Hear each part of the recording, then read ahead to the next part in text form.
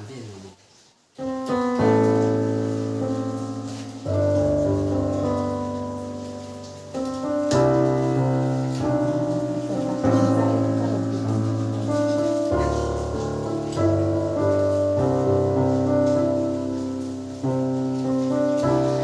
Kover gazin naram Thaler zao le ram pilr Tui na rem om lâu ngap mun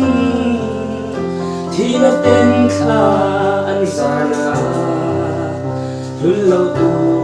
chon rama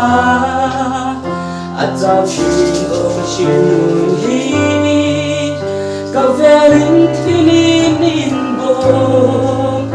Mừng là công thức suy thiam lâu Rất toan lần liên ôm đầu đai là Thì mềm môi mình đi rồi Kể ra thấy sao lệ xa ruộng kia Vì cô ấy đã rồi thì mình đã xuống Ka lau du ôm I ôm đen min bông la Min hun hi min ngoan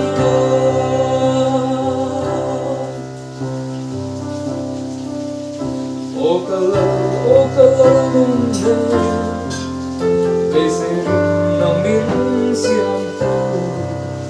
Phong kim na công ra muang la Nitin nin o min shoya Eko ve she oma ya Mang mây tu re nay lo vin Maria ten ka tham ve la Ôi su min chan dam rồi Rất tua lần lia o lòng ngài la Email môi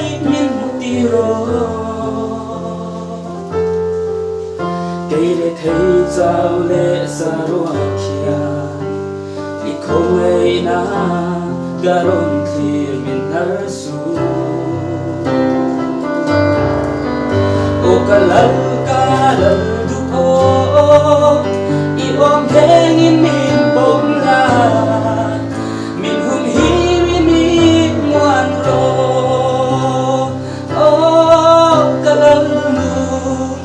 Nên ô lâu này là I hel mi mu piro Để thấy sao lệ xa ruộng kia I không ai na garon thì mình nở su Ô cả lần du ôm I ôm ghé in min bông la Min hun hi min ngoan rô Min hun hi min ngoan